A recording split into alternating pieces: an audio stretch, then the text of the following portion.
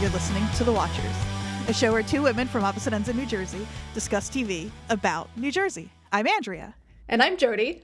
And this season, we're talking about the Showtime series, Yellowjackets. And today we're recapping Season 2, Episode 2, Edible Complex. Andrea, it finally happened. It finally happened. Callie broke up with Kyle. We knew that she was too good for him. He's kind of a dummy. It was about time. Well, it's interesting. I mean, we'll get into our recap, but it's funny that, like, first of all, what if I want to vape until my head falls off is funny. Yes. But the other funny thing is that we've talked a lot about Callie kind of like being this stand-in or this like new Jackie, and Kyle is Jeff. Yeah. He means well. Yeah. And for Callie to break up with her Jeff when Shauna never did, I think is really telling. Well, and she does it in order to partake in the time-honored tradition of New Jersey women, which is flirting with sketchy men and while drinking underage in a bar in New Jersey. It's something we pass down to our younger, one of our valued New Jersey heritage traditions. Exactly. Yes. I mean, you're also queuing us up for what really finally happened. I mean, I also just needed to take the edge off because, yikes. I understand. They've been referring to it as the Jackie hangover, and I think I'm feeling it myself. Well, and they're going to be feeling it next week, I think. Oh, absolutely. So we will, like I said, we'll get into the recap. Yeah. Just up at the top, I think I've said even in these episodes that I wasn't expecting us to see it happen so soon. Yeah, it feels soon. It feels like there's a lot of things that we thought there was going to be a wait for payoff for, and they were like, "No, we're just going to do it now." Which is making me terrified for what's to come. Any other show, this would be the thing you'd be building up to. I know. Do we want our show to end with our Tawny's Jersey accent appreciation corner, or do we want to open with I think maybe just start with it. Okay. It's so good. Yeah.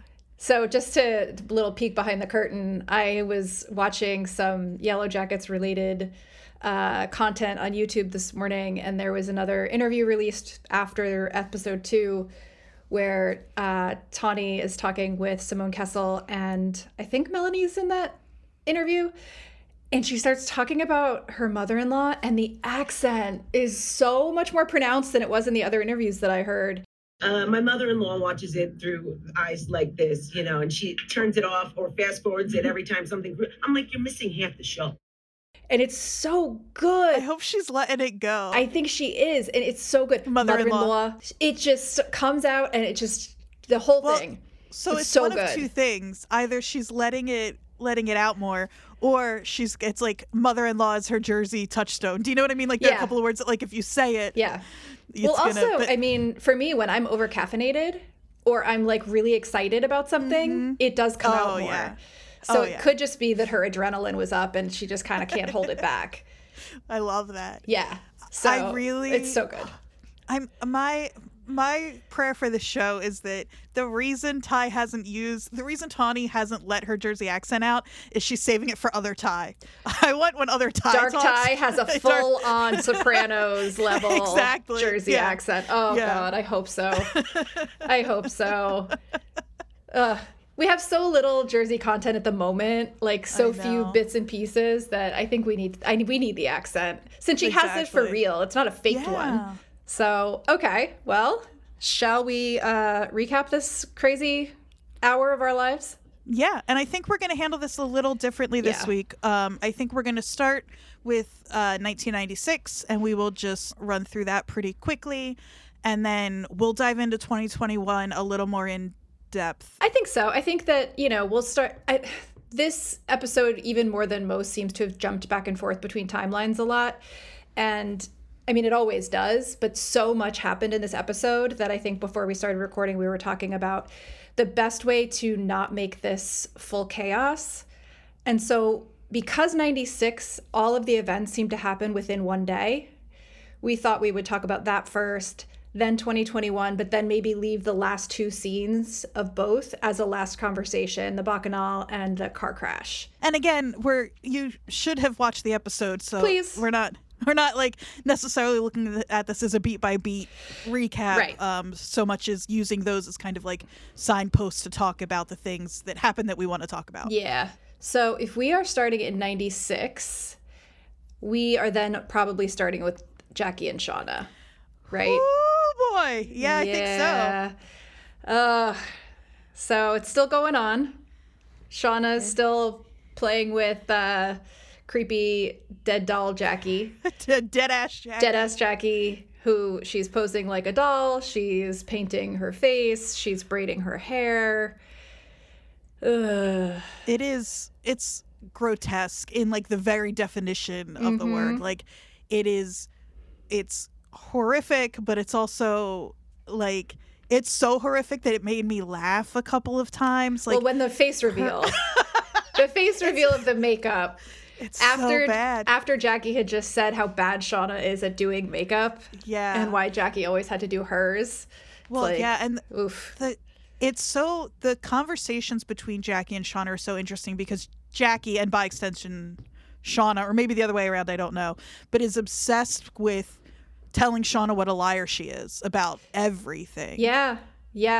And it's so interesting, the conversations that they're having, because it's like she's talking to herself, but she's lying to herself about what she did with the ear, and then she's calling herself out on it. It's just like she is cracking. Well, and she even says, I don't know, it's in these couple of scenes between Jackie and Shauna where Jackie says, like, you know, the only reason Jeff slept with you is because I made you into someone you're not, and the only reason you slept with him is so you can imagine what it's like to be me. And then Shauna like tells her to shut up, that's not true, and Jackie calls her a liar then too. And so it seems like, for us anyway, I mean, whatever Jackie says is the most, I think, true version of what Shauna probably believes about herself, right, at this point. Yeah. There's also, it's interspersed with these weird, sweet teen girl moments. Like the braiding the hair is one, but then they're joking about the freshman homecoming and talking about and gummy bears. Oof, yeah, and Randy slipping in puke. Of course. It reminds me, I took a note for myself because there was a party that I went to in high school where this kid earned the nickname Noodles that he could not lose for the rest of his teen life, because he just threw noodles up all over the floor in the living room, and then he was forever Noodles. Like, those are those weird stories that are like the currency between you when you're talking about, you know, your history together, is like those ridiculous things. I did slip on a banana peel in a parking lot once, like a full-on cartoon character. Wait, that's a real thing? Yeah, that 100%. Happens to people? Cool. Well, it happens to me, certainly. No, I'm glad to know that that's not just made up by someone's brain. Well, yeah, all that, or I'm just a living cartoon character, which is also quite possible. There's no way to know. Fair. We also see that Shauna has gone from accidentally breaking off part of Jackie to busting out her trusty knife. Yeah. Which is more than a little disturbing. We also have one of the lines of Jackie's, which I don't know how much more we're going to see of her now that she's been consumed. Yeah. But she says, I'm looking awfully necrotic, which I thought was funny. I wrote that down. It's such a, maybe, I don't know if I just want everything to feel 90s to me. Yeah. But it just reminds me of like a line in like something's a character in like Buffy the Vampire Slayer would say. See, to me, I was going to say Reality Bites. Or, like, okay, yeah. Like that sarcastic, dry. I'm going to talk in a minute when we get back to 2021 about how Callie, to me, is a character from a 90s movie now. Interesting. Yeah, we'll get to that. But so that is sort of the current Jackie-Shauna dynamic. And I think maybe we can talk a little bit about what's going on around that also before we talk about like Lottie and Nat and Travis. Because everybody knows this is happening. Right. And they're getting more and more concerned. And Ty keeps wanting to like confront the issue. Lottie is on the side of like, this is how she's processing. Let her deal with it. And it's starting to cause a rift. And it seems like there's a lot of sort of they've been living together for too long kind of rifts starting to happen. People snapping at each other. The shit bucket. The shit bucket. Do you think it was Ty? 100% it was Ty. Either that or it was Misty trying to start trouble. But it was probably Ty. I think it her was sleep. Yeah, especially because, I mean, she doesn't know that she did it, but she is the one who carries it out. Like, Yeah. I think that was intentional on the showrunner's part for sure. Yeah. Yeah, so it seems like everybody's kind of at each other's throats, you know? Like Misty and Akilah are blaming each other for the missing lantern, which I think we will probably see again. Yeah, I was like, oh, it's Chekhov's lantern. Yeah, exactly. I can't wait to. Yeah, where'd it go? That. And obviously, we know the show's in a lot of ways about hunger, and so we're seeing a lot of that with them. You know, how ravenous they are, and threatening to eat each other's shares, and who isn't okay with that. And also, I think Lottie saying, like, this is Shauna processing her grief, and that sounds like a very smart and, like, thoughtful, but it has been months, and as we learned 2 very months, quickly, so I think that the fact that Lottie is already acting like this sage who knows what's best for everybody, but very quickly proving that that's not necessarily true. Yeah, I think is interesting. I also just want to call out Sophie Nalise's acting here. Like, there's these more over the top moments we see with her, and I think we're going to get even more of that probably with the birth of the Woods baby. But her face when she's being called out by Ty, I know. That is some face acting. Yeah. I was so blown away by the sort of shame and sorrow. She looked like a child who'd been, like, accused of something terrible. It was heart-wrenching. That, more so than anything else in that episode, actually really affected me. You could see how much grief she was still dealing with. Absolutely. Oh my God. I see why they're all calling her out. Like, she's been nominated, or she's not been nominated. She's been put up for the category of, like, best actress in for the Emmys. Yeah, I think it's well deserved. I think it's like shame, like you said, and grief, but it's also like a kind of defensiveness against it. Like, you can tell she's kind of not sure whether she can or wants to defend herself or just to run away. There's so much there. It's really incredible. Yeah, no, it was really, and it's also this, like, she looked so exposed. Like, everybody was seeing what she's been doing for the past 2 months, and so she's defensive, but she's also, like, embarrassed and all of that. It was just, you could see it all in her face. I was really, really impressed. And then our audience insert, Coach Ben. It's like, oh shit. Yeah, he is that poor guy. Yeah, we'll talk about Ben. I'm a little worried about that man. Yeah, me too. I think everybody is. Yeah, so that's sort of what's going on around this. Do you want to talk about our poor Ty and what's going on with her and Van? She is going through it. She continues to be going through it. Yeah. In both timelines. Yeah, absolutely. Despite Van's clever rope warning system, Ty managed to escape. And Van's a heavy sleeper. Yeah, right? I'm sorry. I'm a bad sleeper. If somebody was tied to me and they woke up, I would be awake in 3 seconds. Oh, absolutely. Well, and it's not even like she cuts the rope with something. Yeah. That's not, I feel like it would be less noticeable if she carefully untied it. But she cut through that rope and Van slept through it. Right. You know, not that, I'm not blaming Van, but she does wake up I'm just jealous of Van's ability to sleep through the night. Exactly. But she wakes up just in time to chase Ty out into the woods before. It seems like Ty is following that figure that like the man with no eyes. I've been calling him Slender Man. Yeah. He looks like Nicholas Hoult is who he looks like, the actor. Yeah. No, she's definitely following him through the woods. Yeah. And but it's hard to tell if he's leading her to the cliff that she almost walks over, or so Van follows Ty out into the woods. She gets to her just in time before she goes over this huge, like, precipice that would absolutely have killed her. Yeah. And so what's unclear there is if that, whatever that figure represents, whatever she was following, if it was leading her to her death. There's a close-up of the symbol on the tree there. Right at the edge. So maybe that has something to do with it. Maybe it's neither of the two. We don't really know. Right. But thank God Van didn't die one of the 10 times she almost died, because she just saved Ty's life. Well, this is the first time of many during this episode I wrote in all caps, she would have frostbite. They would all have frostbite. Barefoot. I mean, well, she had socks on, but like so many times they're walking outside, cold. With socks on or with like fingerless gloves, as if. I'm sorry, for our listeners, if you have not watched the show Alone, everyone had their pandemic watches. Mine was a survivalist show called Alone. And some of it takes place in the Yukon. Yeah, Alone is wild. Have you watched it? Yeah, I have. Yep. So I know a lot about survivalist situations for a suburban New Jersey born college professor. And the lack of frostbite here is starting to get to me. Yeah. But anyway, off the soapbox. So we're still in the attic after we bring Ty back. The thing to me that stuck out there was that Van wants to talk to Lottie about it. Right. And Ty is like, absolutely not. And so you see again that split of Van thinking like Lottie can help. Look what she did for Travis. She calmed him down during the panic attack. And Ty is like, no, this is not, we're not doing this. Yeah, and she's also treating that what Lottie did in that scene as something kind of miraculous. But it's also not, unless we're really believing that Lottie placing her hand to Travis's chest and telling him to breathe, that there was something more significant passing between the two of them in that moment.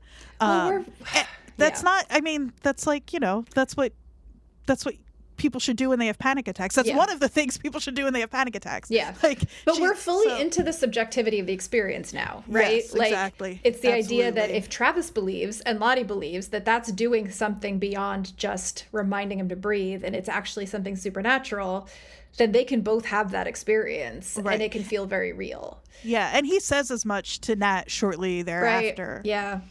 It does seem like he has this interesting, he's kind of straddling this like, I know that maybe this isn't real, but also I really want it to be because what else are we going to do out here? Like, how are we going to get through this? Which I totally get. Like, depending on the day you catch me, I am either very into astrology or not.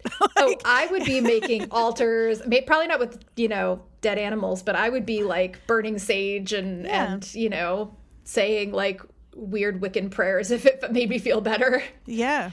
Exactly. I mean, you do what you've got to do, I think. And I think that Travis is really leaning into that, and it appears to carry over into his adult life. Yeah. Well, and we can talk right here actually about Nat and Travis going off on their adventure. I thought something that was interesting at the very beginning of this was we see Nat looking out the window and seeing Lottie kind of placing her hands on Travis's shoulders in sort of a reassuring gesture or some sort of blessing. And she immediately like grabs the gun and is like, let's go.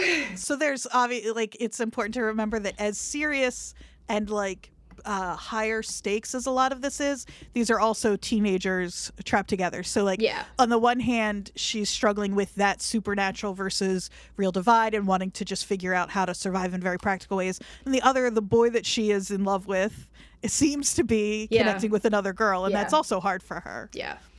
And I think that I read something that was either the writers or the showrunner was talking about how to them it's not necessarily like a love triangle, but it kind of is taking the form of that in that like it's more about Travis being torn between what Nat represents and what Lottie represents versus Nat and Lottie as people, which I think is interesting. And so they go off to go for their likely daily, it seems like, hunt / search for Javi.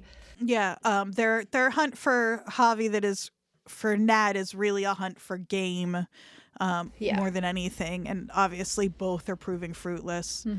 This scene when we first see them out in the mountains, good Lord, like a lot of this season was shot on a soundstage, but apparently these scenes were shot actually out in Alberta. Oh, wow. Like really in the mountains, like freezing. That's really cool. They're gorgeous scenes. Yeah, absolutely. Oh my God. Like you can't really, I'm sure you could try to do that with CGI, but it just felt so overwhelming. Like they're surrounded by these giant mountains that like, it's crazy that exists. Yeah.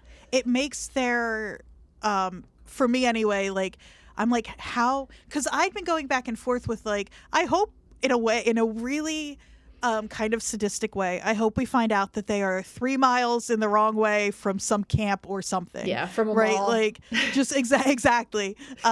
Just based on a lot of the way the show has kind of put up like how significant are these things and what's just random chance and what's, you know. And so part of me really kind of wants that to be the case again, purely sadistic. Yeah. But then you see those mountains. And and now I'm like, how are they ever getting rescued? Yeah. The fact that we know they get rescued, it feels to me like it can't be anything short of miraculous, though my guess is it probably will be something very simple. Right. And once again, they should have frostbite. I'm just going to put a pin in that. Every time I have in big letters, they would have frostbite. Yeah. Look at what they are wearing.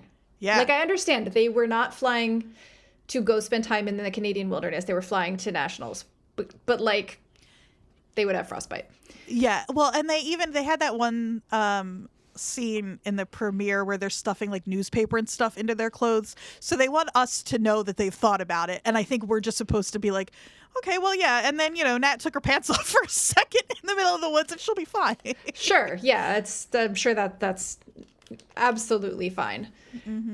But this is where we see them split up. And this is like every horror movie in the world. You're like, yep. What are you doing? Exactly. Why would you do that? Why would you separate? I think Scream was already out at this point. Like, horror movies were back by 96, I think. I mean... Actually, I don't know if that's true. Everyone has to know that in a horror movie you don't split up.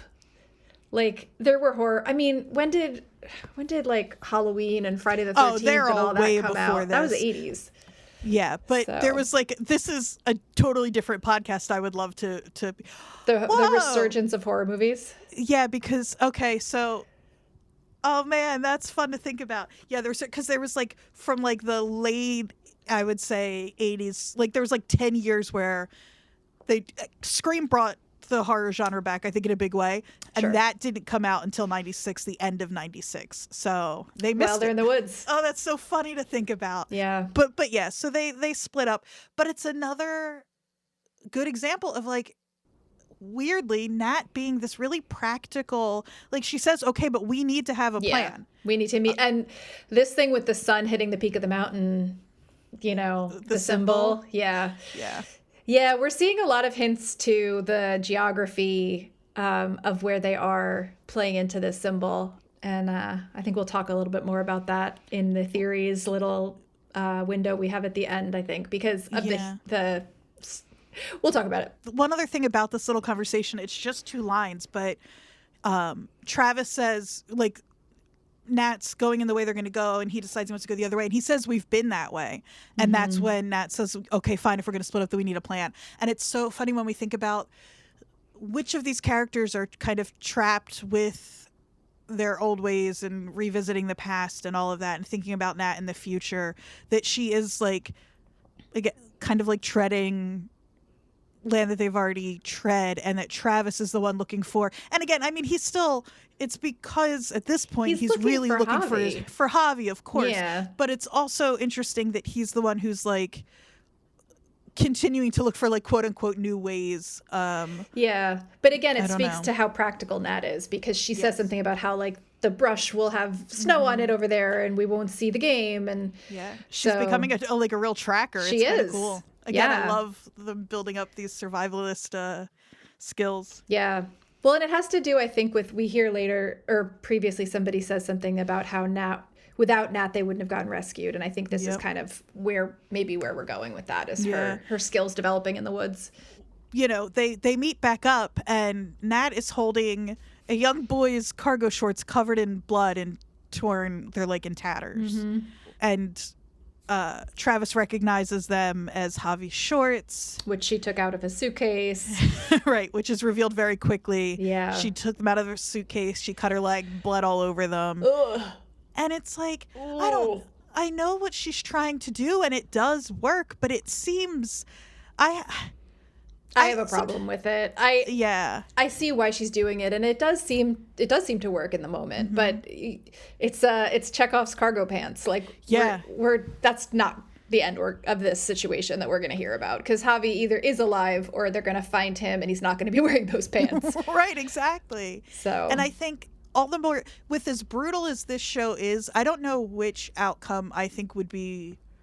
I know it would be worse for Travis and Nat's relationship, obviously, would be that she lied and Travis finds that out. But I don't know overall what I think is worse for everybody that, like, so I'll be interested to see how this plays out. Yeah, I mean, I want Javi to be alive. If they don't have frostbite and they're walking around in the Yukon, then he should be alive.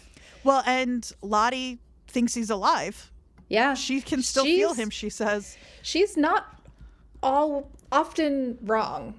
Yeah. She's not often wrong in her in those premonitions. Intuition and exactly. Yeah. She's clearly a little bit of a charlatan, but it seems like so far anyway, her name's Charlotte. Oh, hey, look at that. I didn't even do that on purpose.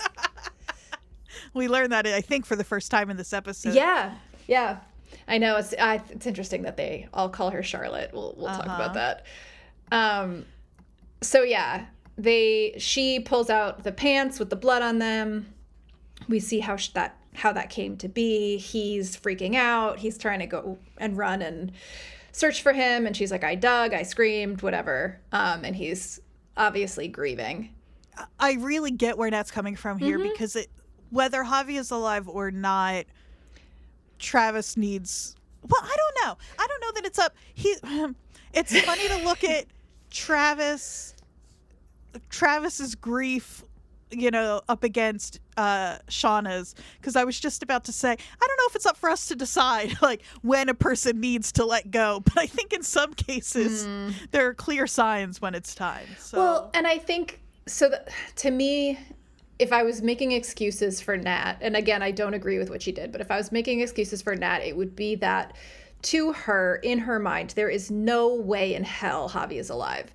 Right. If he was, I don't think she would be doing this. I think she would she would still be continuing to look, but to her, there's no chance in hell. He's clearly dead. Travis is holding on to it. She needs him to let go of it. He needs to let go of it for his own mental health. But I think it all hinges on the fact that to her, he's dead. There's no doubt in her mind. Otherwise, I don't think she would be doing this. Well, the next thing that happens is happening back at the cabin right before Nat and Travis get back. We're getting to the really difficult parts of the of the episode. Ty goes into the shed because she's suspicious of what Shauna is doing in there and concerned, obviously, and sees Jackie in that condition and runs out to confront Shauna. We said this already. It is grotesque, but it is comical. So yeah, there's the big confrontation, right? And this, I think it's interesting. This is where we see again the split between Ty and Lottie. Because like Ty runs over and grabs Shauna, and then Lottie grabs Ty, and then Van is grabbing, like, trying to separate Lottie and Ty. And you can see these the coming split that they keep talking about into these different like clans. You can start to see that Lottie and Ty, and this shows up in a minute when Shauna finally lights the pyre, and you see everyone goes inside except for Ty and Lottie, and one is standing on either side of her. And it's like a very clearly crafted setup. In the timeline of the episode, it cuts back and forth a couple of times, but what happens very quickly is Ty calls her out, says, tell everybody what you're doing.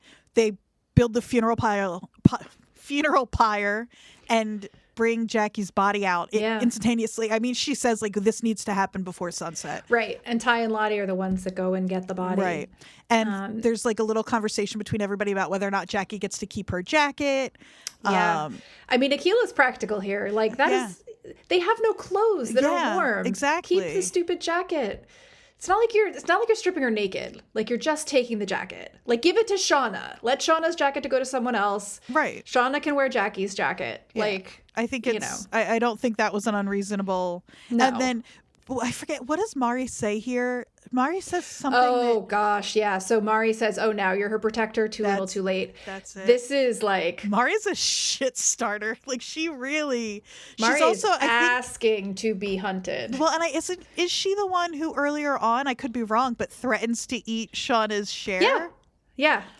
She has not said anything nice about anybody in quite a long time. We're being set up to think she's being kind of like a shitty, crash survivor community member. Yeah. Yeah, that was rough. If we're wondering who's going to be Pit Girl, like she continues to garner no favor. No, she continues to give people reasons to like not be too sad if they go hungry and need another victim. Exactly.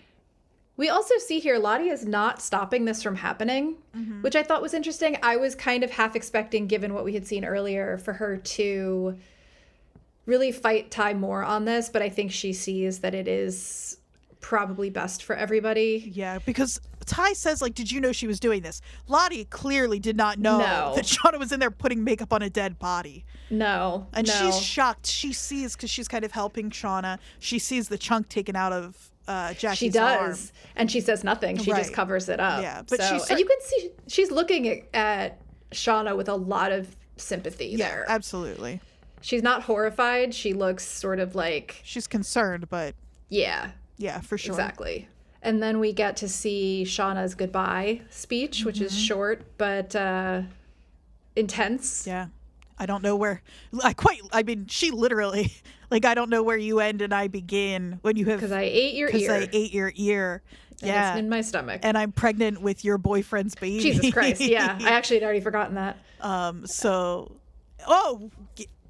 I'm just thinking about the physiology of that. Like, that baby takes in the nutrients that Shauna eats. Also, oh God. It shows a lot about where these girls have kind of devolved to, that when they buried all of the people who died, it was very important to them to try to say something about those people, even if they didn't know them that well. That's where we got that "now she'll never hear Wonderwall again" line. Yeah. And this one, Shauna is the only one who even says anything. And I know part of that is probably everybody thinking like, well, it's Shauna's place to say it. Right. But in terms of like ceremony here, a funeral pyre looks pretty ceremonial, but they don't do a whole lot. Yeah, nobody else says anything. And actually, I was surprised at how little time they all spend at it. I mean, I know it's cold out and they're all tired and hungry, but they stand there for a few minutes and then everybody walks away except for Ty and Lottie with Shauna. Yep. And even they don't stay very long. No. Yeah. And then, one thing that we should note is that during this time, Nat and Travis come back, find out what's happened. Everybody sees Javi's, quote unquote, Javi's fake shorts. bloody pants. Yeah. And then Travis puts them on the funeral pyre. Right. Which is a beautiful symbol. And also possibly a blood offering. Yeah, good point. And we know that Travis really is a fan of symbols, so the burning of the shorts is significant for him, for sure. Right. Yeah, so they go inside. Everybody goes inside. Nat and Travis go off by themselves. And we see Travis start to, in a way, let go of Javi, and that's kind of signified by the fact that he turns to Nat, and she's been looking in the past like she's wanted to kiss him in like the last episode, and he finally goes for it, and they're like making out. And this is the part where I started to feel like, I want to be okay with all of this, but I'm starting to feel like, I mentioned this before we started recording, the effects that are going on during this scene really took me out of it. And I hate to say that. I fucking love this show. There's no argument there. But how did you feel about this scene? I'm wondering if... I'm trying to read it generously because I like this show so much. And there are two possibilities that I don't know that I believe either of them are what's happening. But one is that because the show wants us to be feeling ambiguous and for feeling the ambiguity here, that to make these look too realistic in terms of like, I don't know how, like when we're talking about the super, like, realistic supernatural, that might make like lend a little too much to being like, oh, well, this is like if the Slender Man, if Nicholas Hoult walking through the woods looked too real, then it would be hard to argue. Another thing is just that like, I'm really forgiving for bad special effects on TV shows because I was such a fan of Buffy, and because like even Lost had a lot of money, and like there's the scenes with the polar bears that I know, and those are bad too. So I like, know, and I thought about that too. I definitely did. But also the budget for this show is not Buffy the Vampire Slayer budget. Right. Like this show's got money. Yeah. But I thought about that too, is like, we've talked before about how we're a little defensive of this as a genre piece when people kind of pick it apart for like the melodrama and like all of this stuff. And we're like, yeah, but it's like referring back to that like 90s thing. And I think I am doing the thing that I accuse other people of doing, of being like, but I don't like this like fake special effects stuff. It just took me out of the scene. Yeah. It felt like I don't need that. Yeah. Oh, go ahead. No, please. Sorry. Oh, I was just going to say that I think the thing that I am obsessed with and love so much about this show is more about the relationships and the exploration of trauma, and not so much this, is it supernatural? Is it not? It's like, if I can accept fugue states. I can accept like people not sleeping and hallucinating. I can accept like things that feel real but aren't, or mass hallucinations. This to me felt a little off. That's all I'm going to say. This whole scene I struggled with. First of all, the scene is too long. I think it's by far the longest scene in this episode. Maybe it just feels that way because there's only one thing really happening. But it's like, and I know that this is a significant moment because it's also the last thing that happens before the big thing that happens in 96 happens. And it's also really drawing a kind of, well, it's not even a line really. It's because Travis and Nat are having sex, which I know the internet has already made much of this, but I can't let our show go by without. This episode opened with everybody talking about how bad they smelled. That too. And I just I thought you were going to comment on the condom thing, because we had a whole conversation with Coach Ben last season. I don't know that anything can survive in the I know, in the like biome or whatever that is happening in these people's bodies. So I'm not too. Yeah. I also wouldn't be surprised if at this point the girls aren't having their periods anymore from starvation. That's a really good point too. But I don't know that anything could protect Nat from the like horrific UTI that she's about to. Oh God. I just think there's just no way. Like I couldn't believe, and for the scene to be so long, I just couldn't. But what's interesting to me about this scene in particular is, especially what you said earlier about this not really being a love triangle, is Travis isn't imagining having sex with Lottie while he's having sex with Nat. No. Like Lottie is there. I don't know what. Observing? I don't know. Guarding him? Like, I don't know. Casting her golden glow upon their holy union. Like, I don't really know what is going on there. It threw me. I will say this scene I could have done without. Mm-hmm. Like, I don't think that it did or said anything that we didn't already see happening in other ways, right? Like the split between Nat and Lottie and how that's affecting Travis. Like, I think we saw that when Nat and Travis were in the woods on the mountain. And I think the part of this scene that was important was seeing Travis turn back towards Nat after deciding that Javi really was dead. Right, absolutely. But I didn't need this back and forth glowy, diffuse glow filter and Premiere moment. Like, I hate to criticize anything about the show because you know how much I love it, but that scene kind of took me out. It says a lot that you are so hesitant, and it is. It makes me sad to criticize it, but I also just don't need. This isn't me being. I don't want listeners to think I'm one of those people who's like, there's never a point for a sex scene in anything, and back in the good old days we would just close the door. We didn't have to be on the other side. Like, no. But I just don't know what for this show we get. I don't either. I mean, I have to try to trust that there's going to be some sort of payoff from this scene that we don't know about yet. That it's going somewhere. Right. I don't know where, but that it's going to have a reason for being that we don't see yet. That's my hope. Yeah. That's my hope. Do we want to leave 96 here? I think so. And come back? Yeah, everybody goes to sleep. Everyone goes to sleep, and then maybe some stuff happens later that we'll talk about.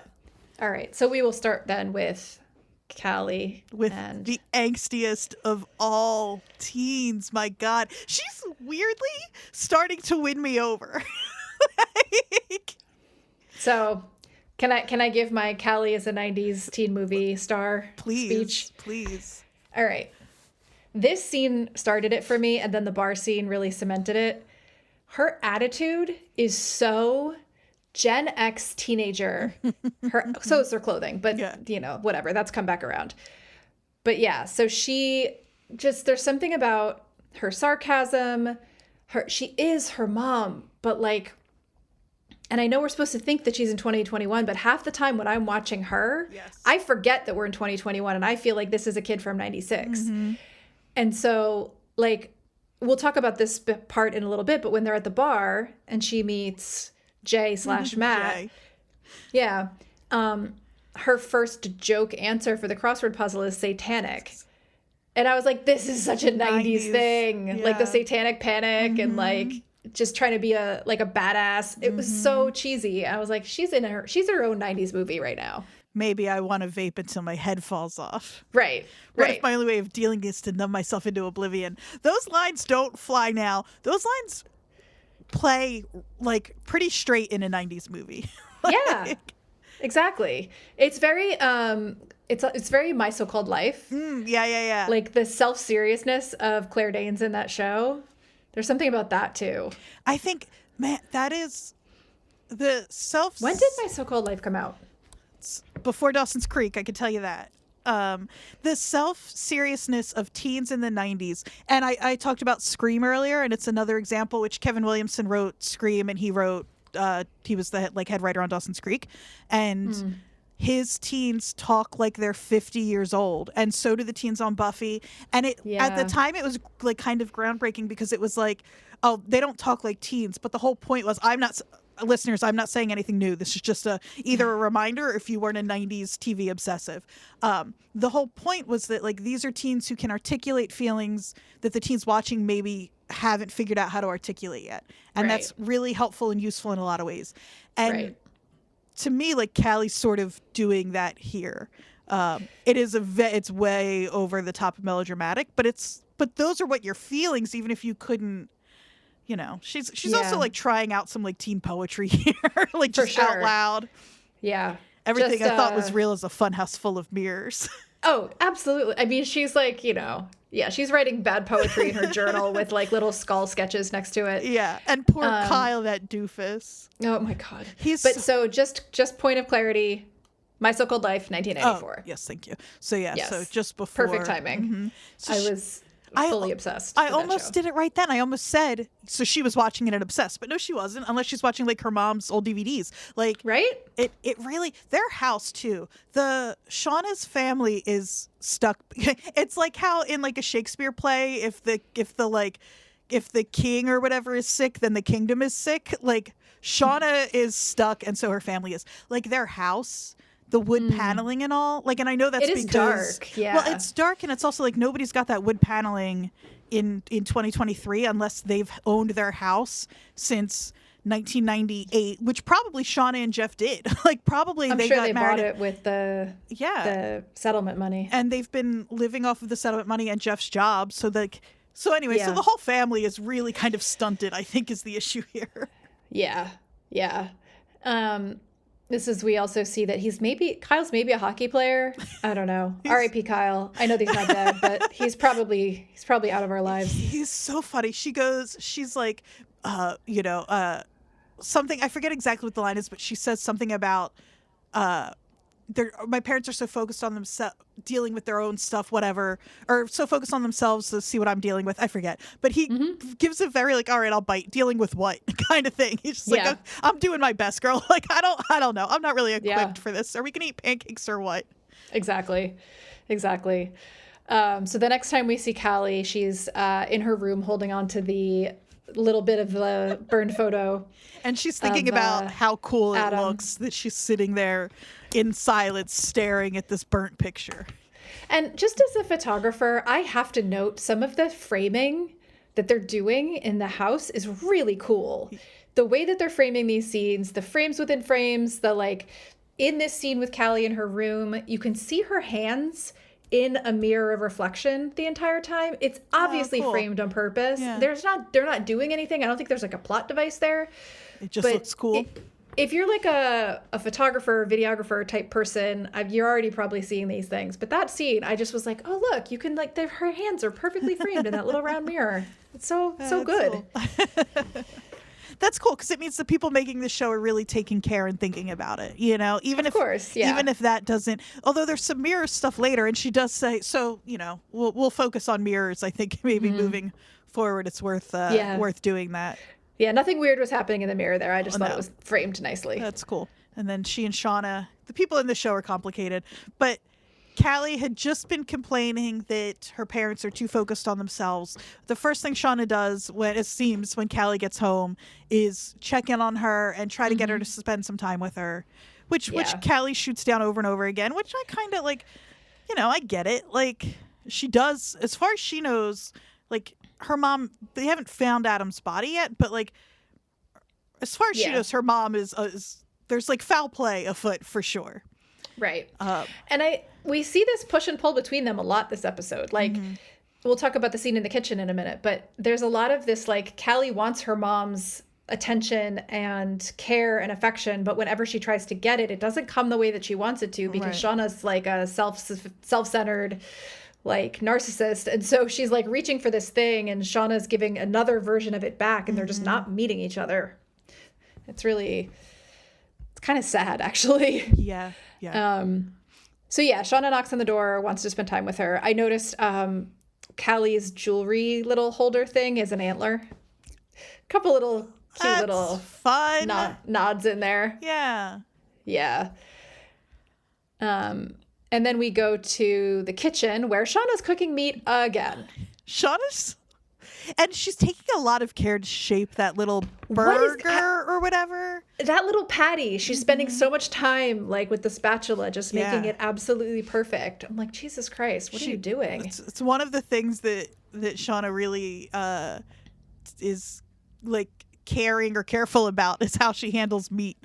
Jesus, yeah. Yeah. She's real good at it. So she and Callie are in the kitchen, doorbell rings, and it is Kevin Tan. We get to see Kevin again. I am starting to have a theory that Kevin is the only man in this show with a brain. And I don't know, because he doesn't trust Shauna. No, of course not. Of course but not. Everybody else is sort of like, oh, walking around like, yeah, going along with whatever. And he's like, something's weird. That is when it seems so intentional, at least it feels very intentional that the men in this show are pretty smooth-brained. Although, so the thing with Kevin, though, is that, or it's not even just that they're pretty smooth-brained, it's that they are on the surface what you think they are. And, yeah, they're kind of harmless. Yeah. And they're not devious, they're not... Kevin's a cop and he's doing his job, so in that way he is, it's like what it says on the tin, you know? Like, yeah. So in that way he doesn't really betray that whole kind of characterization of the men in the show, but at the same time, you're right. He seems to be the only one. I think you said who has a brain, who's like using his brain, in a way to like. Boy, is he such a cop in this scene, though. I know. Just his tone and his like. Yeah. Like he could be in an episode of Law and Order or something. Like, yeah. You know who he's doing? I just realized he's doing Columbo. He's like, one more thing. Like, it's like. But at the same time, like, she's lying to him this whole time, and she's telling stupid lies. You think they can't get the text messages? Okay, here's my question about that. First of all, for someone who is such a liar and has been such a liar as Deadass Jackie continues to remind us, Shauna is not a good liar. No, she's very casual. I have to say, if I didn't know her, she doesn't have any real, she probably does have tells, but not that are like on the surface. That's a good She doesn't hesitate. No, that's a good point. But she just says stuff that can be easily disproven. I guess maybe that's what it is.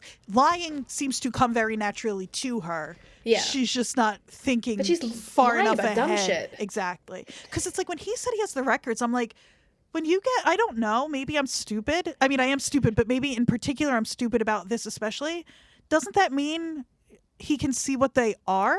I would think so. And also, I mean, I know that they don't have his phone. Right? So maybe because they kept his phone. But if they know how many text messages there were, how hard can it be to find out what they say? Also, the other thing I noticed that she did that was stupid was she says the reason there were so many text messages is because she had to hound him to submit a claim. Mm-hmm. They didn't submit a claim. Didn't submit a claim. They didn't submit one. Yeah, that was the whole point in the story, right. was that like she didn't want to, and he was like, no, we'll just fix it. All of these things are easily disproven. Mm-hmm. So, and then Callie shows up and saves Mom by being like, hey, you said we were going to go to the mall, because Callie sees that her mom is lying through her teeth. Yeah. To a cop. Callie, again, like, this is one of those things where I was like, man, she's like, boy, does she like hate her mom the way teenagers hate their parents, where it's like, but then you see, like, she also doesn't want her mom to get arrested. Right. Like, right. So she really saves the day there. Yeah. And Shauna slips here a little bit because he says, oh, they'll be in touch if they have more questions. And she's like, do I need a lawyer? Yeah. And he was like, why do you think you need a lawyer? She's like, I don't know, just watch too many cop shows. Oh, and she says, oh gosh. It's just yeah. like, yeah. laying it on a little thick, Shauna. Yeah. And then she goes back to shaping that weird piece of meat. Mm-hmm. But this is what I meant when I said that they're trying, she and Callie, like, Callie has been wanting her mom's attention and then rejecting her mom's attention. And there's this moment where Callie's like confronted her about why she lied, and she's about to leave because she's mad. And Shauna goes, Cals. Like, she says it in this like soft voice, and Callie turns around like, oh, we're going to have a real conversation. And she's like, make sure you go out the back door. And you can see her face fall because she's like, I thought we were going to actually talk. Mm-hmm. So. And I don't know if maybe, did Shauna think she was going to try to say something more meaningful there and then decided it didn't not seem to? like it. It didn't seem like it to me. It seemed like Shauna's not a good mom. I'm sorry.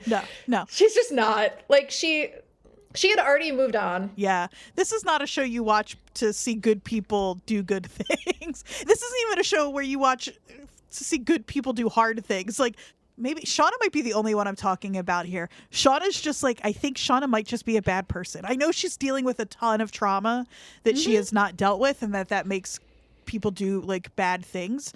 But she like, makes choices. Yeah, and she has said she says, I like who I am, or I kind of like who I am, or whatever, last week. And I think she means that. Like, I do too. Like, when she kills the rabbit, even, that's a good example. That's before everything has really popped off. And you can tell that she gets some joy out of that. And it's not just that, like, well, when she hunted in the wilderness, it was different. Like, so she is less, right. It's like, this thing was like in her garden and she was mad and she killed it and it felt good to her. Yeah. No, I love Shauna, and there's parts of Shauna that I like fully relate to, especially young Shauna. Mm-hmm. Yeah. Oh, well, not really grown up Shauna, but yeah. No, I don't think we're being led to think she's a good person. No. So instead of going out with Kyle like she says she's going to, she meets Alana, who is real. We finally meet Alana, the friend that she's always talking about, who I thought might have been, like, when I was sneaking out as a kid, I would always say I was going to Amy's house. And there was no Amy? Well, there is an Amy, but I was never going to her house. Okay. But, yeah. So we meet Alana. They're in a bar midday. And we meet a new character in our story. Jay. Sure. Who is dressed like an undercover cop. The mustache, man. Oh my God. I mean, it's partly a Brooklyn mustache and it's partly an undercover cop mustache. Yeah. He's, so that's John Paul Reynolds, who, is in a ton of stuff. He's in Stranger Things. He looks familiar. Yeah. He's yeah. And, Search Party and a ton of stuff. But weirdly, he's also in, this isn't the weirdly part, he's also in an episode of Gethard's show, the Chris Gethard show. He's a character. He only shows up, I think he's only in one episode where he really features, I think. But he plays this character who runs the pretzel shop at LaGuardia. And listeners, if you haven't watched the Chris Gethard show, this is going to sound insane, but Human Fish, who's a character, is working at the airport, and the Gethard show doesn't know, and so Greg Trowell comes and blows up his spot, and he has a couple of my favorite lines from the entire run of the Chris Gethard show. So he made a lasting impression for me. But he was also describing any episode of the Chris Gethard show sounds like a fever dream. Yeah, oh, absolutely. But he's also in a movie that I just happened to watch last week called Save Yourselves, which is a really fun little movie, and I'm only talking about it now because there's like something about, he is just like a very watchable person, I think. I don't know, there's something like very light about his performances always that I really like, and he does it here too. He's just I found him entertaining. Yeah. I also want to point out there was when Callie gets up to go flirt with him, there's a deer painting behind her. They just keep throwing them in. Doing stuff like that. We're associating Callie more and more with antlers, which I think is interesting. Yeah.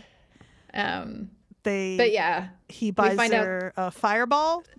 Classic. But a grown man, I don't care if you're from Brooklyn or what, in the year of our Lord 2021, ordering a shot of fireball. It's like, I haven't had, so for himself and for a girl who is clearly not old enough to be drinking in that bar. She says she's a senior at Rutgers, but we find out very quickly he knows at the time is a lie. Yeah. Which is maybe that's why he orders fireball, because he's like, she's a high school senior. It's probably one of the few things she's familiar with drinking. Yeah. Although we also see, I think this goes here too. Shortly after this, we see him at the police station with Kevin Tan. Mm-hmm. We find out his name is actually Matt. And Kevin says something that I think is probably foreshadowing, where he says that Matt is going to royally fuck this up. Yeah. I mean, he already bought an underage person a drink in an unsanctioned undercover, sting. I don't know what you call it. Only way for Shauna at this point to get off on, Shauna gets off on this, but you know what I mean, to get away with this is for them to know that she's guilty but be unable to prosecute her. And it's like, there's no other way. It's just so obvious what she's done. Yeah. And I think, we've got this semi-inept, aggressive young cop that Kevin is trying to hold back. So, yeah, I noticed that line. I was like, maybe he is going to royally fuck this up. I just can't think of any other, way for this show. Because I don't think this show ends with Shauna in prison. Maybe, but I just don't think so. It doesn't seem like the direction they're going. So she's got to get away with it somehow. Yeah. All right. Should we move on to Misty briefly? Man, Misty. Speaking of lightness. What would we do without her in this show? Oh, God. Such comic relief. Yeah. She only has a couple of scenes this episode. Good, though. They're all delightful. So the first time we see her is when? It's when she's calling, I believe she's calling Ty. Yeah. Right. Nobody will answer her calls, but she knows, she's just figured out in the last week's episode that Nat has met with foul play. Yes, exactly. And I love that when she opens her laptop and there's 3 kittens as her little background image. And she goes to the message board again because she's posted. She wants someone to hack into the security camera outside of Nat's hotel room. And Walter responds to her with another photo, the same photo of Adam Martin that's literally everywhere. Well, it's the "have you seen this boy" photo, that's the one that goes on the milk carton. So we just get this brief scene reminding us that Walter's around and we're going to see him pretty soon. Yeah. So we do.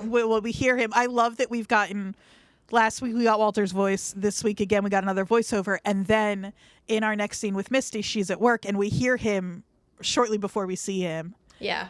And he's at the nursing home or wherever it is that she works with, I guess, his mother in a wheelchair, though I imagine that he just walked in and grabbed an old lady. He just borrowed an old person.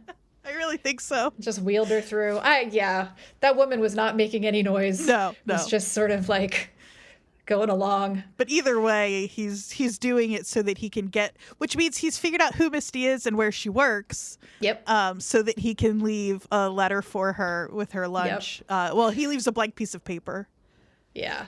And he's also, as he's walking his fake mom around with the tour guide, he's asking all these questions about their cleaning supplies, their HVAC protocol, the clearances. And he mentions, which is one of our few, I think, Jersey moments, he says, he's asking about the staff. And he's like, oh, I know about these nurses who don't care, these all too common sadists. And for those who aren't up on Jersey true crime specifically, there was a whole case that inspired a movie called The Good Nurse about basically a serial killer who worked as a nurse and was just murdering people constantly. Quite a few, a staggering number of people. A staggering number, exactly. It's actually not a bad movie. It's not as bad as The Watcher anyway. Wow. Yeah. But yeah, so then he walks by and because of the terminology he's using, I think he catches her attention and he walks by and just like smirks at her. And yeah, it's going to be so fun to see them play off each other. Ricci and Elijah Wood in the same scene. I know. And their eyes and I was so happy to see him on screen. Also, I loved his outfit. Oh, the socks. He's in shorts with the socks and the little high top sneakers. It was great. Everything you need to know about that man you get in 3 seconds. He's dressed like a small child. It's so good. I just can't wait for more of the two of them. I know. So then she's suspicious. She goes to the fridge where her lunch is. She sees that note that you mentioned. I love the fact that the note itself says Misty Quigley on the envelope, and then her lunch has Misty Quigley in like a label maker label on it. Because of course she uses like a Dymo label maker to label her lunchbox. The last time we see Misty this episode, we have one more quick scene of her. She's cleaning Caligula's cage with a black light, being very careful with her bird's cage. Any other character or any other show, I'd be like, oh, come on. But of course Misty does. And I just love, she says here, time for some fresh sheets. Baby. I love it. She loves Caligula. Fresh sheets for the bird. That's right. And that's what Yeah, then she realizes that, of course, she needs a black light to read the letter. Doy. Because this is like, a game of Clue. So she reads the note, and he says that he found someone who's been living at the motel for 3 months and is interrogating them tomorrow and asks if she wants to join. Do we think we know who this is? Detective Quigley. Oh, Think about who's been at the motel for a long time. It's not just Nat? Randy? Randy's living at the motel? Remember? That's where that's where Shauna ran into him, because remember he was going through one of their little divorces? I completely forgot that. So I don't know. This is speculation, but I love that. If they're interviewing someone who's been at the motel for 3 months and it happens to be someone we know, I feel like it could be Randy. And Randy knows some shit. Yeah. Randy knows some shit. That's a really good point. Randy might not realize that he knows some shit. Yeah. But he does. Yeah. But when you think about like what does he know that would be important? Well, he knows about Jeff and the money, right? That he borrowed money. And he knows that Jeff is the one who blackmailed the team. Right, and so which and Misty Shauna doesn't know. No, because Shauna has told them that it was Adam, and that's why she killed him. And now if Randy tells Misty that Jeff was blackmailing the team, but whoa, yeah. So I don't know. This is speculation. I wonder, like, why else are they going to the motel to interrogate someone? It seems like a big thing for them to do. I don't know. I could be wrong. I mean, I think I'm going to be disappointed if you are wrong. I am too. Okay, so that kind of covers Misty. Let's deal with Lottie and Nat, because this is sort of our other big chunk where we found out a lot of stuff that we didn't know before. Right. Before we get to Portai. All right. So where do we start with those two? We start with the morning after Nat has confronted Lottie for kidnapping her. Things are very peaceful. Everybody's going about their business. People are watering gardens. Exactly, yeah. Lottie corrects, Nat calls it a cult. Lottie corrects her. It's an intentional community. These are people who are working through their trauma. Nat refers to her followers as purple fucks, and that's which I know I try to keep my my Reddit dives and stuff to a minimum, which clearly I don't. Well, so it bubbles, so I know what people are making a lot of because I can't avoid it then. And so she says it's not purple, it's heliotrope. We make the dye ourselves. And so now everybody's going wild for this heliotrope now on the internet. Lots of hits on the Wikipedia for heliotrope this week. I'll bet. But yeah, so they're walking through this beautiful campus near the lake. They're kind of jabbing at each other. And then, which is very fun because that's two people who have known each other for a long time. Yes, that know how to get at each other, right? Like Nat says, last I heard you were finger painting in the loony bin, and now you're running a cult. And Lottie says, oh, you're getting out of rehab for the 5th time I heard. How's that recovery going? Like they're kind of taking each other down. Because when we see Lottie with her followers in season 1, she's like very much in a sort of character.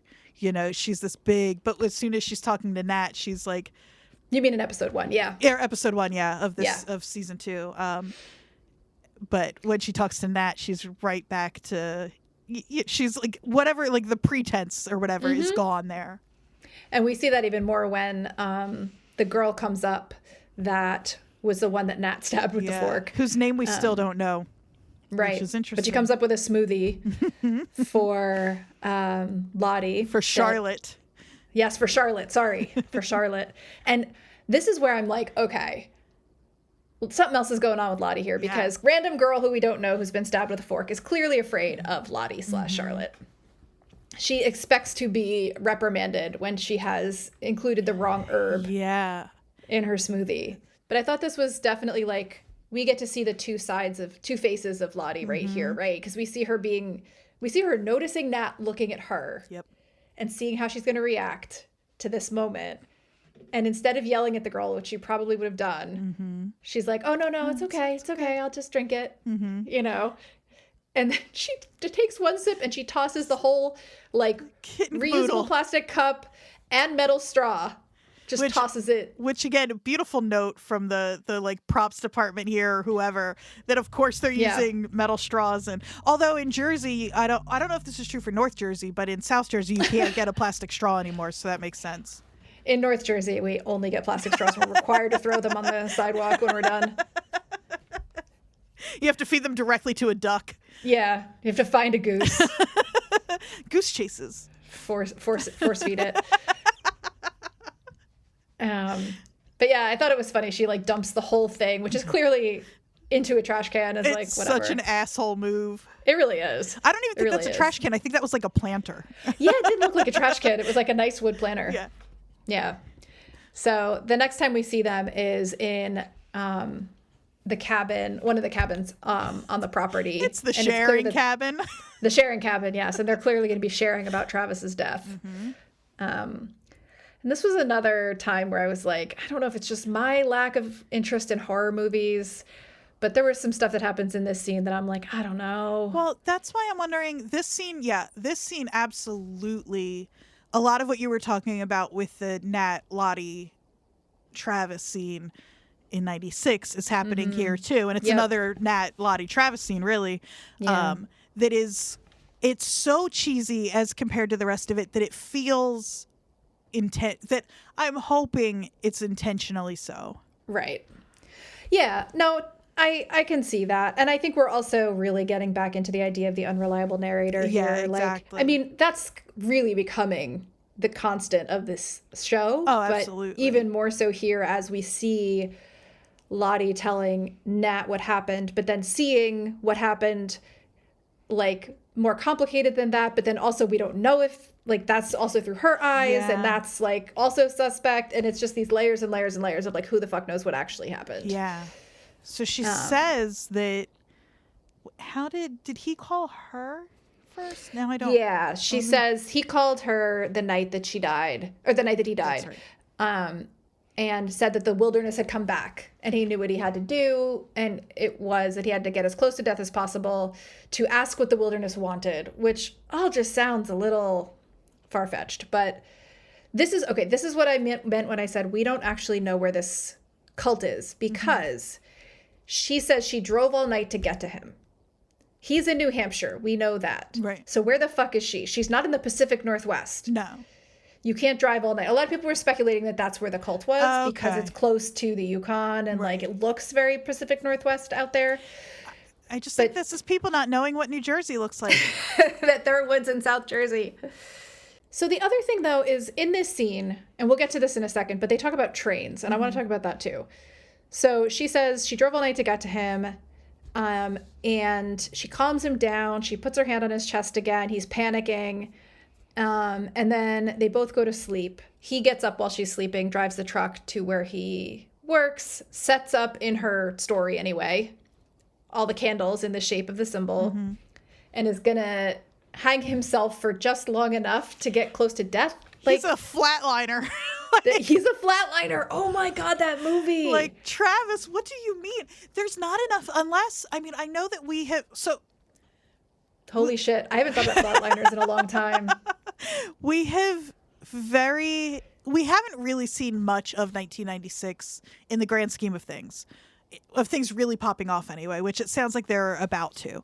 And I say that because he seems to think that, like, the way you commune with whatever is out there, which he, by the time he becomes an adult, definitely thinks there's something supernatural out there, is to get close to death. And he says something about it in terms of, like, you know, it's when, like, the ones who, he gives two examples.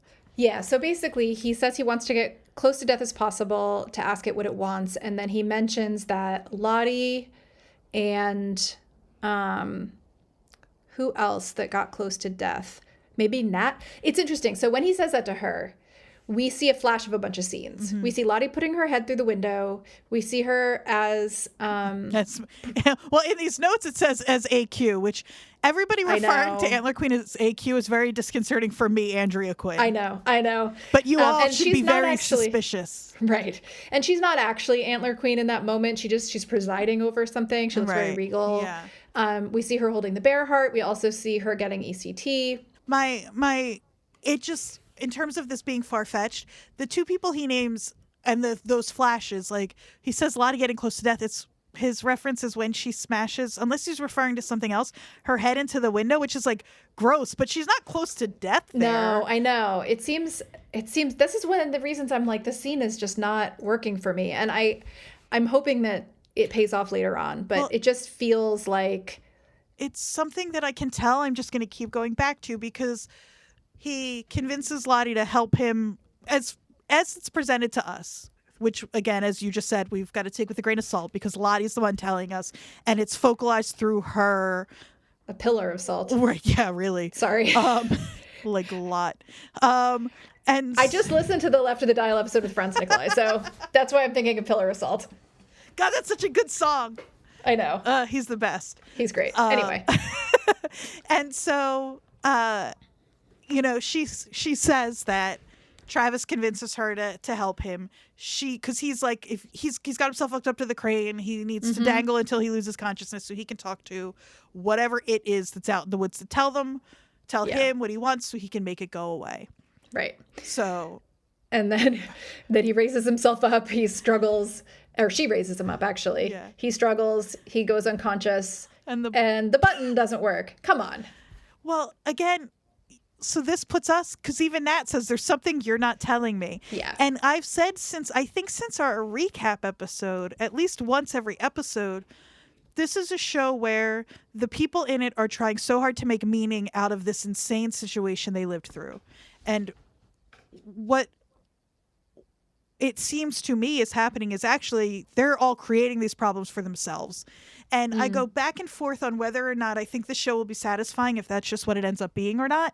And if we take Lottie at face value here, it's not a very interesting story. It's a tragedy, and it's stupid that he died the way he accident. Did. Yeah. And so, I mean, Jackie dying in the cold was a stupid accident too. Exactly. So it's like, to me, I don't know if that's satisfying for me, that it's like, look at all of these people struggling so hard to deal with their trauma and turning it and just continuing to make more problems for themselves. Because Lottie even says, which you know is a line she has said to 1 million of her little followers. She's like, you're in a vice grip of your trauma right now. Just her broken toys, as Nat refers to them as. Yeah, exactly. Yeah. So I don't know what I want this to be. I know. But what we see is two versions of it, neither of which could be true. We see the version she tells Nat, which is the button gets stuck and he dies. And then we see through her eyes that she's visited by Laura Lee. Laura Lee obviously meant a lot to her. Mm-hmm. But then we see Laura Lee shuffling towards her in her nightgown. Like a zombie. Very much like a zombie, kind of stumbling over. And we get like the horror movie shot of her face sort of like turning into... It's like The Ring. It's what happens to everybody's face in The Ring when they see true horror. And she's almost like sucked into Laura Lee's mouth. Yeah. Ugh. It is a very, again, another cheesy effect. So I don't... Yeah. And we keep flashing back to like versions of the scene where Lottie's being baptized by Laura Lee and the explosion behind her head, but the face looks a little bit creepier. During this sort of flash that she's having, she's totally taken in by this vision of Laura Lee, and we slowly see Travis like rising up behind her. Right. And then she screams, Laura Lee disappears, and she turns around and sees Travis up high now on the crane. Which it doesn't make sense that that's not the version she tells Nat, because my first thought was, when he's only a couple of inches off the ground, just grab his legs, he'll be fine. Yeah. Like, you'll exactly. figure it out. Lift him up. And so, like, if I were Nat, I'd be like, why didn't you try to help his body? And then she could say, and then you think she'd say, well, I don't know what happened, but the crane kept rising. But she doesn't. It's a weird. I know. I think what we're meant to believe is that Lottie is desperately trying to put on this face of, I'm fine. Mm-hmm. I'm not haunted by any of this. I'm good. You know, I'm here to help everyone else who is dealing with their trauma, but I don't have any. I'm fine. You know, and this obviously shows that she's not. Right. If she's seeing, like, you know, horror movie Laura Lee. Yeah, exactly. But Nat's not buying it. No. But Nat wouldn't buy it. Again, Nat isn't going to buy. It's really funny that Nat, Miss Practical in the Woods, is now the one who won't take any of these stories. Well, she's smart. I mean, she's fucked up, but, you know, she doesn't trust them, and I don't think she should. No. We do see Lottie gathering the candles, and so that kind of is why we saw those candle markings earlier. Right. Again, it's I was called a Roberta Sparrow from Donnie Darko. Jess Roberts. Oh my God. It's Jess Roberts coming to fuck everything up, and then you find out it was Ty all along. Like, we've been speculating about who set these candles up, and it was one of them. Yeah. And then this is when Nat again points out her hypocrisy. She says, every time you try to save someone, bad shit happens. It's happening again 25 years later, but you're wearing a Rolex and you have your broken toys around you. Man, that's a good line. Yeah. I love says she's going to stop her. So I know. But this is where the train station comes up. Where the fuck are they? She says, I'll take you to the train station, but it's too late today. I know you have trains down there. Yeah. Well, some of them. But trains that run, like, if you want to catch to Philly. If you want to catch an Amtrak. Oh, I'm thinking South Jersey trains. You have SEPTA. Yeah. We have Patco. Thank you. Sure. Patco is the Jersey train that runs. It's like 12 stops. It's one line that runs east and west, and that is it. You're not helping your case. But if I went, like, I'd take the train to Boston, but I have to. Oh, yeah, you're right. I'm really not. I think a place she could be is South Jersey, and then Lottie could be taking her to, like, the Hamilton station. Sure. And then she could catch Amtrak to wherever she wanted to go then. Yeah. It could also be upstate New York. That's, I think, the other possibility for me, because there's Metro North up there. Mm. So then we have our last little bit at Lottie's cult. We see Nat. She weirdly stumbles out of that room. That was a very, like, slapstick exit. Well, that's what I said last week, too. I don't know if this actually ended up making it into the episode because we recorded for, like, 2 hours, which we're pushing now, too. But that she reminds me of Jim Carrey. Her physicality is very... I love it. I think it's such an odd... I don't really know what choice she's making there, but it makes her so fun to watch. It was really just... I don't know. I just stood out to me the way she kind of, like, throws the door open and then, like... fumbles her way out of the room. But she goes back to the room that I guess Lottie has put her up in for the night. And there's lavender sandals and some clothes laid out for her on the bed, which she's not having. No. Do you think we're going to get a scene where eventually Nat puts the purple on? Oh, we are, for sure. But then we see, I think, Nat's near-death experience in a flash here. Mm-hmm. Did you catch this? Oh, no. So she lays down on the bed. She's thrown all the lavender stuff off the bed. She's still in her clothes. Yes. Yeah. Go ahead. So we see her lay down and then start to have a panic attack or some sort of flashback. And she sees paramedics shining a light in her face, putting an oxygen mask on her. And we see, like, a man in the background kind of walking away. And I think we're led to believe that that's like an overdose from her past. Right. That seems like something that'll come back to us later. Mm-hmm. Okay. So this is our last little bit before we get to our two big ending scenes. Mm-hmm. Ty is I'll say this scene, Ty's scene starts with another great needle drop. It's a Massive Attack song, Inertia Creeps. And it's a montage. Ty is trying very hard not to fall asleep, and so she's drinking lots of coffee and she's on her why can't I think of what it's called? Her bike. Her Peloton. She's on her Peloton. She's also standing outside with her face to the sun, which I thought was like just it was a funny shot. You can see her through the window from the inside. Yeah, it's this whole little montage is a little silly, but I think, we're supposed to feel how kind of like disconnected and disjointed and yeah, she's trying to work. She's got the TV on. There's like a talking head on the TV. She's in bed with Steve, who thankfully so far is still around. She's going to do better with him. I believe her. I hope so. I do think I saw her say somewhere that he's fine, but I don't believe anyone anymore. She jumps in the shower after her workout, and she sits down at that vanity with all the mirrors. I think she takes some Adderall or something. Yeah, I'm thinking probably. The mirror has two faces. 4 faces. 4 faces. One of them is it's so interesting because she's not looking at the mirror when it happens. That's what's so creepy about it is one of her reflections turns its head. Yeah. Like Black Swan or something. Yeah. So they're making, we know that there's this split happening with Ty, and they're just making it very clear for us there. Mirrors are always creepy to me. I will always fall for a good mirror bit. So there's what was it, Bloody Mary? Oh yeah. Yeah. So that's our cue that she's really starting to kind of fragment almost. Mm-hmm. And regardless of whether it's like some deep-seated like supernatural thing or trauma thing, if you don't sleep for a couple of days, you're going to lose reality entirely. Yeah. Oh yeah. that is. Yeah. You're going to see things, you're going to hear things, you're going to have conversations with people that aren't there. Like that is a documented result of lack of sleep. And she does start seeing things that aren't there and talking to people that aren't there. Yeah, so all of the sudden, Sammy is in the house. Mm-hmm. And immediately, I think I texted you and I was like, Sammy's not there. And the reason I knew he wasn't there was because he was so smiley and happy. Yeah. And that kid is not normally... No. That's really sad that in Ty's dream version, she's picturing a happy...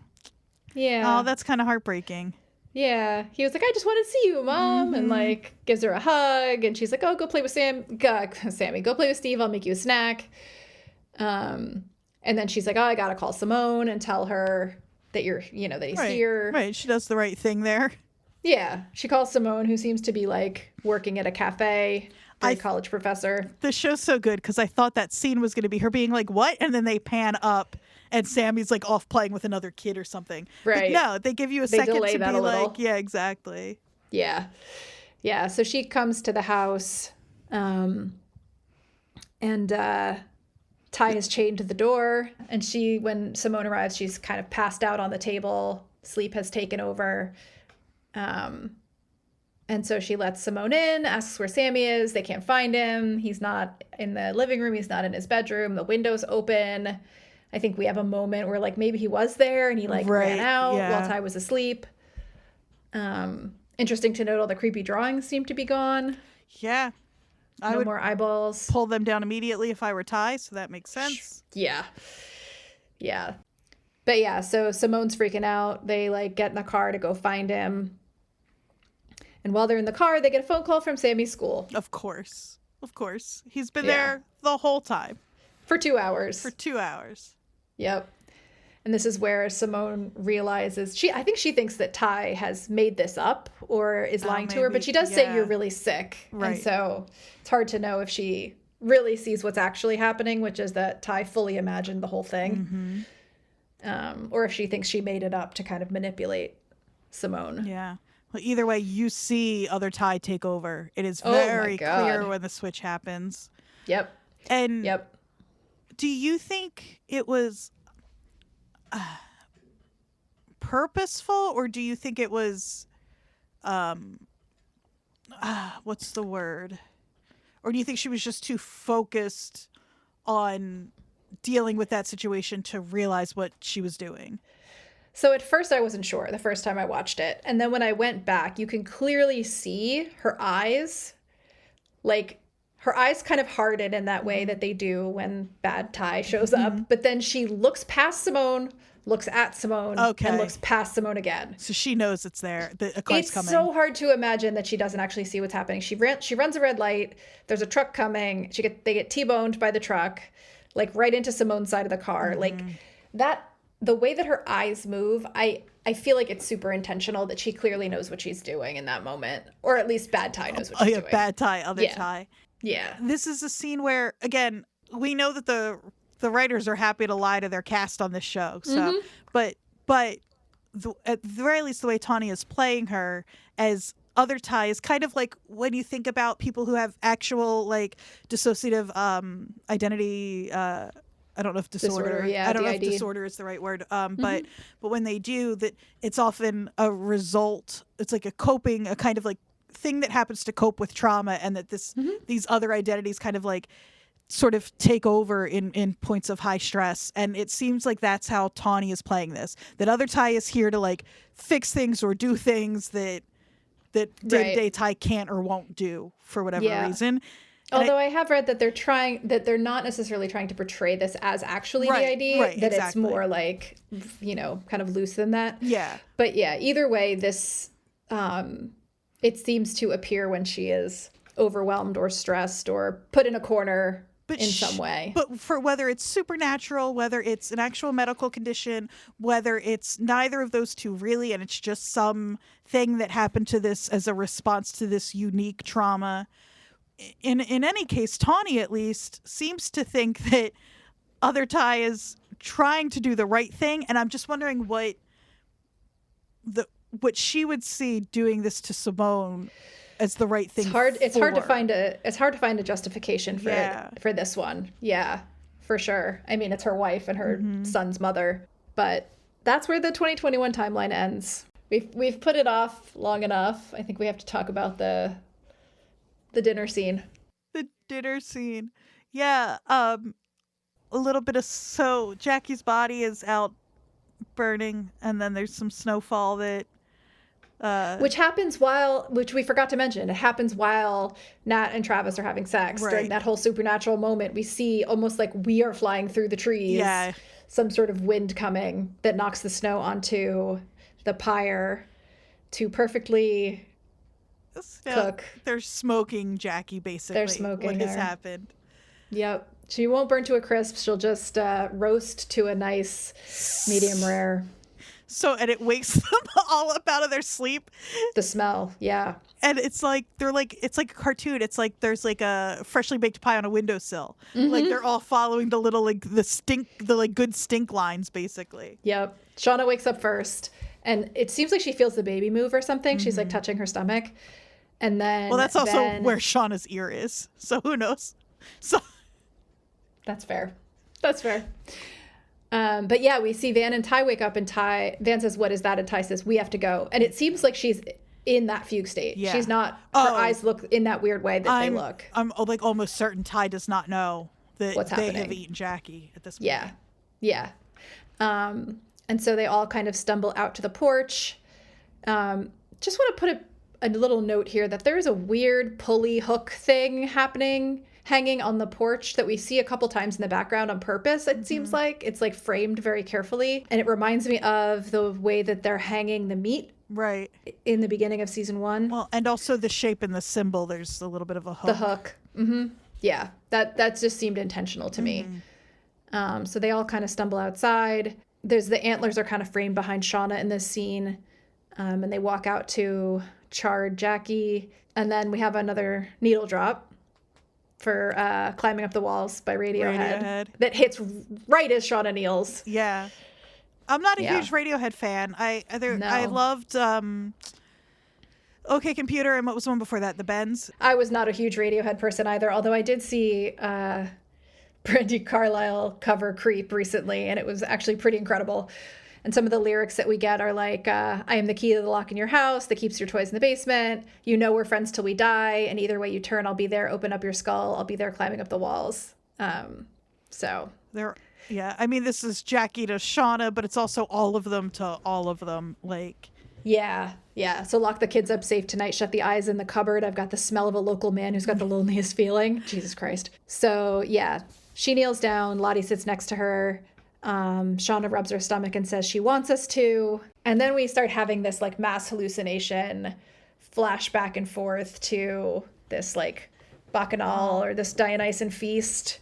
And in the feast they're not eating meat of any kind. There's a chicken on the table. Oh, is there a chicken on the table? Yeah, there's a chicken on the table, a big old roast, a roast chicken. But they're eating fruit. They're all eating Shauna fruit eats a and strawberry wine. first. Yeah, they're drinking wine. They're kind of like, it's this like, you know, there's been a lot of conversation recently about the Greek myth of Dionysus and the women. I can't pronounce the name of the Maenads or whatever. Yeah, that are followers. But it's very much that type of scene. Well, and this episode is called Edible Complex, which is obviously a play on edible. That's hard to Edible Complex. Edible, yeah. But I thought it was interesting. Right before they start to actually eat, there's a prolonged pause where they're all making eye contact with one another, where it seems like they're coming to this decision as a group. Yeah. Oh, yeah. Like Shauna makes the first move. They're waiting for her to do that, but they're all acknowledging in a way to each other what's about to happen. And it seems very intentional and like a very specific moment. They're like all deciding. They know this is a turning point. And they're all deciding to make it together for sure. Well, almost all of them. Almost all of them, yeah. And Shauna has her knife, which we see a number of times, and she makes the first cut.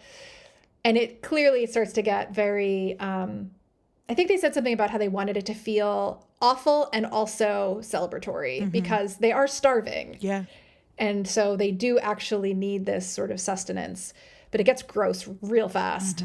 And they're kind of like a pack of animals, a pack of wolves, you know, like gathered around this meal. And we see that really through Ben's eyes, which is our one abstention from this. It's not even just, I mean, it's horrifying that they eat her, but when you see it through his eyes with them all hunched over, because it is like, on the one hand, if they don't, they're going to die. Like, they need to eat. And they didn't, it was a lucky accident that she got smoked to perfection. Point, yeah. I saw an interview with Ella Purnell who was like, I give them permission. But I think that probably Jackie would too. Like, but it is that sort of like animalistic way that they do it that seems so shocking to Ben and to us. Yeah, and I think we see it as shocking partly because of his reaction. He like backs away slowly on his crutch, you know, that is really pronounced in that moment. Yeah. He backs into the cabin and he starts to walk away from the door and then he slams it shut. And that's that like, you know, really dramatic, like, oh my God, is he next kind of moment. I know. I really worry for him. Well, and especially because, like, you know, we were thinking last week, like, why does Ben get his own room? And he's just, he's older and he's a man. And so, like, there are reasons that the separation makes sense. But we're also seeing, like, there's also a different kind of separation between him and these girls. It's this last gasp of authority that and Travis. I keep saying these girls. Travis is in there too, But he's supposed to be their age, even though he's like 30. But yeah, it definitely feels like this is now going to be those who partook and then him. Right. And I think if I had, you know, the Jackie hangover the next day and had to deal with what I had done and there was somebody there who hadn't, that would feel like very hard for me to take. Yeah. That there was someone who had resisted regardless of how hungry he clearly is. Do we think, after this episode, what do we think the over-under on Ben making it back to civilization? It's not looking good. I mean, to begin with, he should have died when his leg got cut off. And, like, he's really his only... So Travis says we all have a reason, or we all have something to contribute. We all have our role, yeah. Yeah, and Ben's role so far has been the adult in the room, and then he's been working with Nat on the mapping and all of that. But Nat partook in this, and I think maybe this is where we start to see a split come between them. Yeah. Because he can't really do much to help them. He's kind of a burden at this point. I could also see Ben deciding for himself that he's done out here. Yeah. I could too. I mean, like, if you see the writing on the wall and you're like, oh God, like, what happens next? You know, these people are not going to see any use for me. I don't know. He doesn't have much protection. No. Out there. He's reliant on them for food. He's reliant on them for everything. And if he feels like he's now in danger, I don't know. We have seen some flash forward scenes or scenes from upcoming episodes where he's like basically crying. And so I don't think he's going anywhere anytime soon, because I got the impression that was from maybe the birth episode. And I know we're going to get more of a focus on him soon, or at least sometime this season, because we know we meet his boyfriend, Paul, at some point. And so maybe we get that focus on him right before we lose him. I don't know. Right. You know, it would be a very Lost thing to do, to give us like a Ben flashback where we learn, you know, his all about Paul. Yeah. And then they kill him. Yeah. Yeah. I do think that I can't imagine him surviving this and what happened, the quote unquote, what happened out there of it all not being public. Because if he survives and he doesn't partake in this and he still lives somehow, like he's the truth out there. Like he's the one who... Oh, actually though, Jodie, that's a really good point. I don't know. Yeah. Now I don't know. We'll see. I mean, I would love him to survive. So, and like I said, in the flash forward, we see Shauna saying everything feels out of control. We see Ty screaming. I think we're about to find out that Ty, finds out after the fact what they did the night before. We see Misty going out to Walter's houseboat, which I love that he's in a houseboat. Of course he is. And we see a very quick flash of Nat shooting what appears to maybe be a caribou. So there's this speculation in the wilds of Reddit that now that they've sacrificed either Javi or the blood burning up and Jackie and all of that, now that they have given into these urges, they're being rewarded by the forest with some food. So I don't know. We'll see. But we do see her shooting something from the inside of the plane. And then we see Shauna threatening someone with a gun, saying, have you ever, I don't have the quote, but peeled the skin off of a corpse? Have you ever peeled the skin off of a human corpse? Yeah. So that's Shauna's, yikes. Such a specific, threat. Yeah. Yeah, I would be afraid of Shauna. Mm-hmm. But yeah, so next week we've got the Jackie hangover. I just want to quickly put a pin in or bring up the heliotrope conversation before we go, because that is sort of one of the latest theories that has come around that I find interesting as someone who likes the practical explanations for things. Yeah. I would say, listeners, this is not as fleshed out as last week's theory. So I don't know that this is one you need to skip if you're really trying to... It's literally one word that was said that everybody kind of latched onto because it was unusual. Because we all watched Lost. Yeah. So Lottie mentions heliotrope, which, yes, is a flower. Yes, is a plant that can be used to dye things. Yes, is also a bloodstone, which is another interesting bit of language there. But someone on Reddit who I really should give credit to, because it was not me that came up with this. And let me pull that up because I'm all about giving credit. Mm-hmm. I'll add, while you're pulling that up, Jodie, one of the things that's interesting about heliotrope is that it's the kind of plant that chases the sun. It turns to face the sun, which we talked last week about everybody being in purple and again today. And or in this week's episode, Lottie in a bright orange color, very clearly drawing lines between her followers and herself as the sun they should all be turning toward. Yeah, yeah. Also, it's been used historically as an herbal remedy to heal wounds, but also for uterine issues, which is interesting. All right, found it. So a user named Vitamin Gem posted on the Yellowjackets subreddit in a thread that they called, "Did Lottie just give a clue on what the symbol is? It could be their way out." So yes, heliotrope is a plant. Yes, it's a bloodstone, but it's also an instrument that used to be used by surveyors. And so I'm just going to read from this. And it says, it's a surveying tool used in triangulation surveys. It uses the sun to flash a light ray towards a point, a precursor to modern laser geodetic tools, like the flash of light that they saw across the lake. So then he says, or she says, or they say, is the symbol surveying markers? Was the dead guy actually a surveyor and not a hunter? Did they use it to find the best way through the mountains? So many rabbit holes to dive into. And so we have a friend who's a surveyor who I really want to ask about this. But it's a little interesting connection to the trigonometry thing that kept coming up in season 1. Right? Oh, that's a really good point. Yeah. And it also would then relate to the idea of when the sun hits the peak.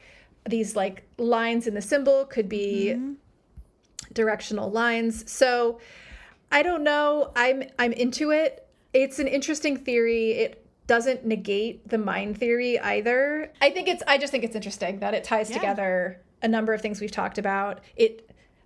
That flash of light over the lake has never been explained. Yeah. Other than really just a reflection of the window in the cabin, which doesn't seem likely. Mm-mm. That cabin is under a bunch of trees. No, yeah, and that flash seemed very particular kind of flash. Yeah, and from what I read, one of the reasons it was so useful was that it could be seen for miles. Well, there you go. So it had to be daylight, it had to be a clear day, certain times of day it would work, but you could see it for like miles and miles away. And it was a way to identify places that would have been otherwise hidden. It's very cool to think about this like person in the cabin venturing out to survey this land and track this land, and then Nat and Travis kind of taking that on. Mm-hmm. And marking trees with those ribbons that are reminiscent of that. It's very I think cool. we might need to get Bonaduce on here. I would love to just do an all heliotrope, all land surveying hour of the Watchers. You know he'd be up for it. Oh my God, yeah. That would be super fun. He'd be up for it. If you're not listening to New Jersey and the World, you're missing out on learning all about the infrastructure of the state through one man's surveyor experience. Bonaduce. Which doesn't sound very exciting, but it actually is very interesting. I was just going to say, I've genuinely learned so much from Bonaduce, and it's one of the like happy little accidents of New Jersey is the World, I think. Absolutely. Yeah. Absolutely. I will say we're going to have one of our other friends over there, Carson, on sometime soon. Yay. He's a big Yellowjackets fan and a wonderful person, and he'll be, and I think a little closer to the girl's age as well. I think he's like right between the two of us, actually, Jodie. So it's kind of perfect. Yeah. But he'll be a fun one to talk to. Also, listeners, head over to leftofthedial.fm. Jodie was my guest this week on my music podcast, and we got deep into the music of Yellowjackets, which we haven't been able to do as much over here. Yeah. Yeah, I'm on all the podcasts apparently now. This is my thing. I told you, they're like tattoos. Quit my day job. That's right. Oh, don't quit your day job. Unless your new day job is also going to be podcasts like me. But I will not be quitting my day job. I would advise against it. You don't get tenure as a podcast producer, I'll tell you that. Fair. But no, I had a good time. We talked music. Nobody's ever asked me to talk about music, but I could talk about 90s music forever. You crushed it. It was super fun. It was fun. So yeah, check that out and follow us on WatchersPodNJ, Instagram and Twitter. Subscribe. Please. Rate, review, do all the things. Please. Yes. Tell your friends. Please tell your friends. I mean, really, if you listen to podcasts more than this one, none of this is new to you, but word of mouth is really, really helpful. Yeah. Really, one of the things I'd love to have to build our listener base, because I want more people to talk to about this show. And so, follow us on Twitter and Instagram. Let us know what you're thinking about the show. Tag us in Yellowjacket stuff that you think we want to see. Yeah. Any instance of Tawny's perfect accent, for example. God. Yes, please send us any video clips of Tawny sounding like a New Jersey angel. We love her so much. But yeah, that's it. Next week, we get to see the Jackie hangover and see how they react to having had a feast of their friend. This has been The Watchers. Thank you so much for listening, and we'll see you next week. Yep. See you in the woods. Ooh, I like see you in the woods.